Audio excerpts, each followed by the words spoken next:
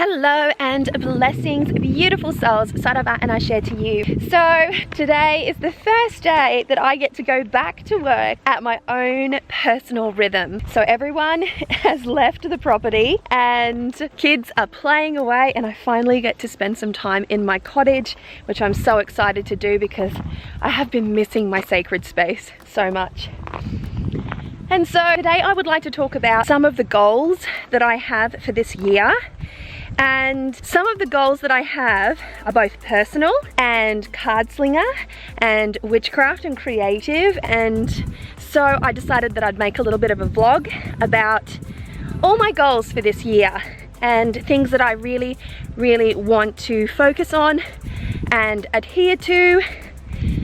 And let's get started. So one of my first goals for 2020 is fitness related, and this has very little to do with weight loss, even though I would like to lose weight. It has more to do with vitality, with having enough energy to be able to sustain myself, my body, my creative mind, and everything else that I needed to sustain throughout the day. So I have started on a bit of a smoothie kind of kick. And it's not a fad, but I found that I wasn't consuming enough fruit. I was consuming sufficient vegetables, but not enough fruit. And so I wanted to be able to make these really nutritious, healthy smoothies, and to introduce those smoothies instead of having like multiple cups of tea and coffee. So I have weaned off the coffee in 2019.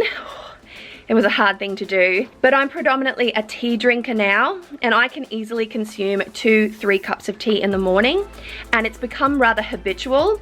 So it's a matter of changing that habit. So I started yesterday. I had this really delicious, like powerful smoothie with kale and frozen blueberries and raw cacao powder and so many other yummy things in my smoothie, and I noticed that it really gave me the necessary energy. So I had another one for lunch yesterday, I had one for breakfast this morning, and I'm feeling quite vivacious because I'm aiming for vitality this year. I really want to feel that vitality. I really want to feel healthy. I really want my body to feel as it should feel in an optimum state of health. I want to be more organized this year and be more motivated because I'm more organized. I have always found, at least for myself, that in the past, when I am really, really organized, then my motivation level is practically through the roof because I have a clear plan for the day, for the week, for the month, whatever. And I know exactly what I need to do, in which sequence I need to do that in. So one of the things that I really want to get organized on is Bone Stone and also my website. I'm revamping my website. I have a web designer working with me, and it's such a gargantuan task that I need to be able to prioritize, organize, and follow through with my planning strategy. And so that is definitely something that I really want to do this year. I am bringing back the power of the Hobonichi. I'm a big fan of the Hobonichi Tesho, the cousin, and I found last year, towards the end of last year, that I really hit my stride with this planner, and I found it to be really satisfying to utilize in the way that I was utilizing, so that I was very clear on my content planning strategies, and all the responsibilities that I have. And so for me, learning to really utilize my planner every single day in one way or another is going to be one of the tasks that I'm setting myself, one of the goals that I'm setting for myself. And I have always found that when I write things down, they sink into my mind a lot better. I'm sure that you're familiar with this, like writing things down just helps you to get it, right? So I want to be able to sit down, strategize my day, plan it out, write things down, set goals, and do some sort of like positive affirmation and daily draws for myself as well. So that is exactly what I'm planning on in 2020. So my deck collection, that is another goal that I have for the year of 2020. I want to start to loosen up and utilize more of the decks on my shelf.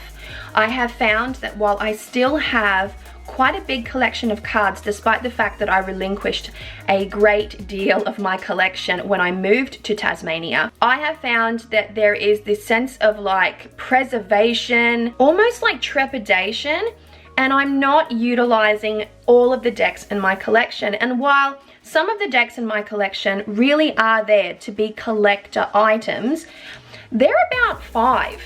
That's it. That's about 5 decks that are really like collector items, and I really want to start using my deck in a much more wild and varied way. And that means trying to reach into the back of my collection and work with some decks that I haven't worked with for a really long time, showcase them, get to know them again, sort of appreciate them more, and even unhaul them if I feel like, well, I haven't used you for a really long time, the desire to use you isn't here now, etc, etc. So I want to be a little bit more calculated with my collection. But already I have pulled out the Shadowscapes, the Venus Rising Oracle to utilize, and I've already fallen in love with these decks all over again. And I'm actually going to do a little show and tell. I have the Messenger Oracle there as well, and I love that deck, and I haven't used it in such a long time, and I'm getting the good feels from it,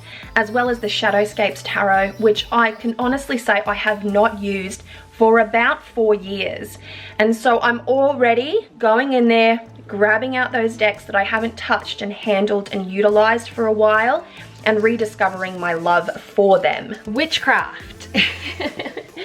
So this year, my goal is to immerse myself more in folk magical practices and reconnect more with some of my old world magic that is very much familiar to me, but that I have probably been neglecting for the longest time. Beyond that, however, I'm interested in learning more about the African diaspora, not specifically from just a Brazilian perspective, because that is where I have a greater deal of understanding.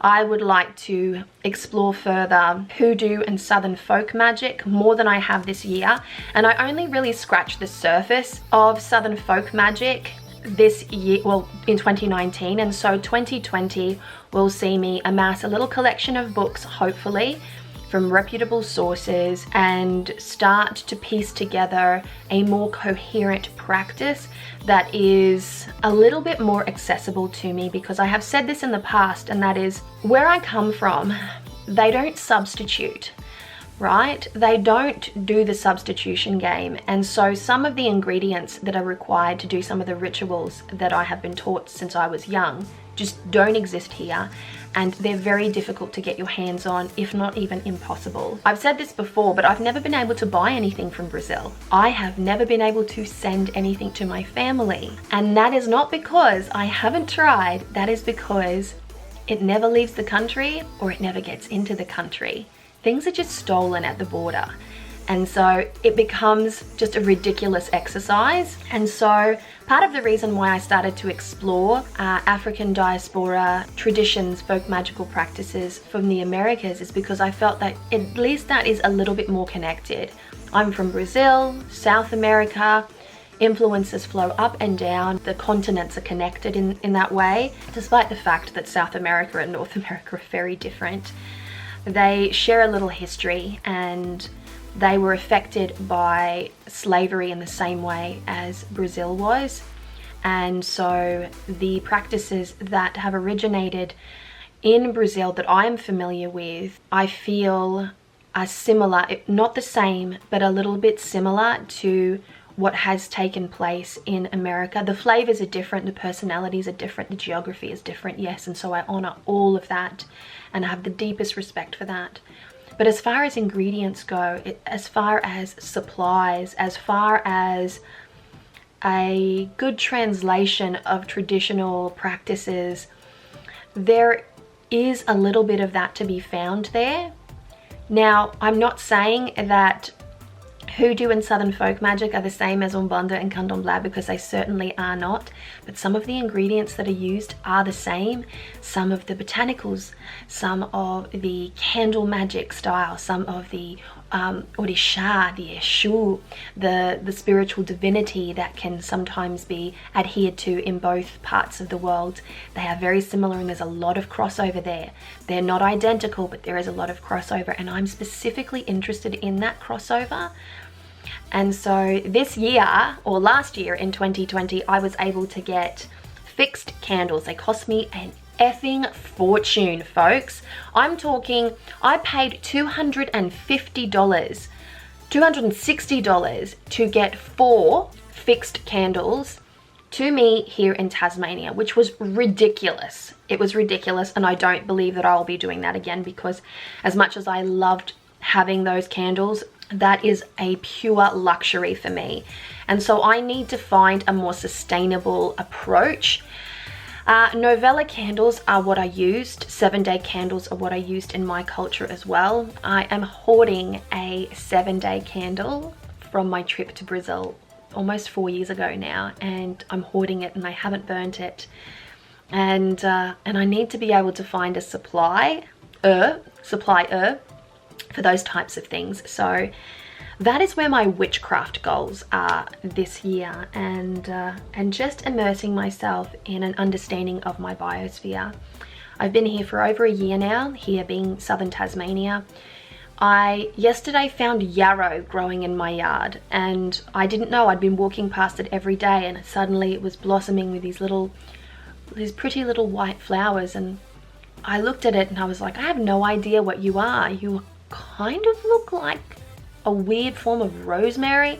And so I used an app on my phone to determine what it was, and as it turns out, it's common yarrow. And I thought, oh my gosh, yarrow, how's about them apples?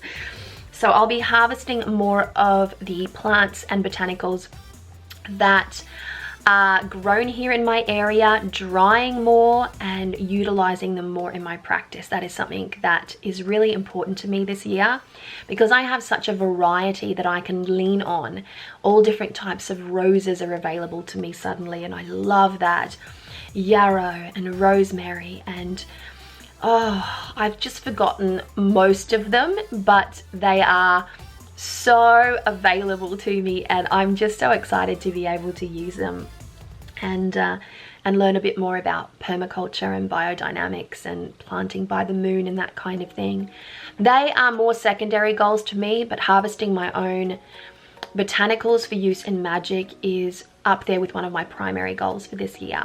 And one of my last, and these are personal goals, of course, because I'm not including my family and renovation stuff and all of that kind of business in this list of goals, because they are goals in and of themselves.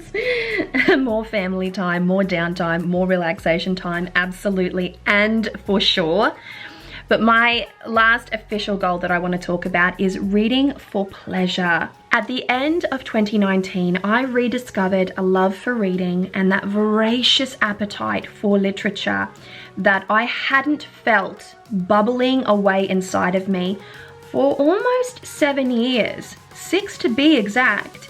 Almost 7 though. And suddenly I have this absolute appetite, this desire, this excitement for reading again. And I read so many books at the end of 2019, and I'd already finished 2 books already, and it's the 12th.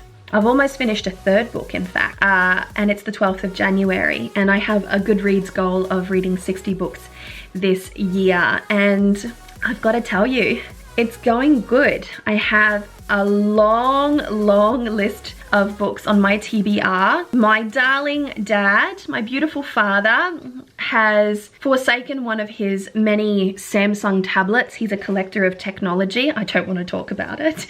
So he has one of these new fancy Samsung tablets, and I'm an Apple.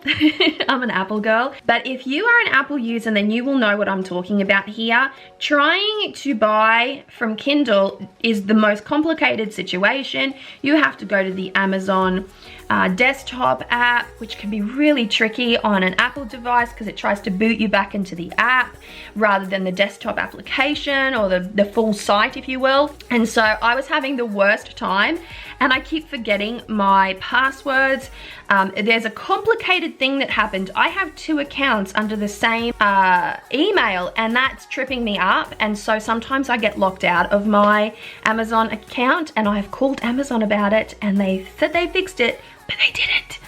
And so my beautiful father has lent me one of his devices, not given me, but lent me one of his spare fancy Samsung things. And I have his entire library of fantasy, of adult fantasy, manga, and some of the other sci-fi, which is his genre that he likes.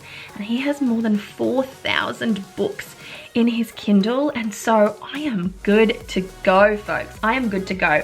Add to that, I have some physical books that I have been acquiring over the last half of 2019, and I've ducked into the city and acquired a few more at the start of the month, in the new year, but I haven't been able to read those books in physical format here on my property because I lack so much light. So despite the fact that I am lit up right now, I'm standing directly in front of a window, and when I'm relaxing to read, there are no windows. Well, there are, but they're very far away.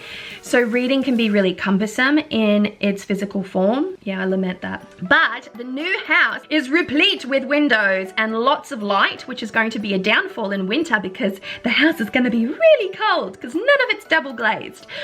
But I will have a lot of light, I will have space, and I will be able to dig into my fantasy library, or my hard copy, not fantasy, but my hard copy library of books. I have some really great titles on there that I'm interested in getting to, and that is basically the last of my goals, my set goals for 2020. So, folks, thanks for hanging out with me for this one. I really enjoyed sharing my goals with you, and I would love to hear some of your goals. One of the most ambitious goals that I have, and it's more for my business that I didn't touch on, is going to a tarot convention in the States. Now, I did have this grand ambition last year, and I thought that it was possible, but with the renovation and everything happening, it's really sucked my resources.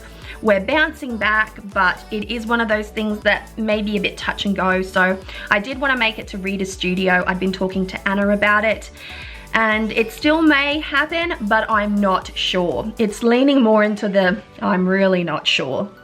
But I really do want to get to one of those big, beautiful tarot conventions in the States, meet a whole bunch of people over there, and just chat about tarot in a totally different part of the world. I mean, travel is what I need. So with all of that said and done, beautiful souls, tell me about your goals. Tell me what it is that you've got planned for your 2020. Tell me what you want to nail. Tell me what you want to abolish. Just let's have a conversation about this, because goal setting is important. For me, at least, I like to set many goals for myself, and I do so for the entire year. So I'd love to talk to you more about this. Drop your comments down below, and I will chat to you soon. Thanks for hanging out.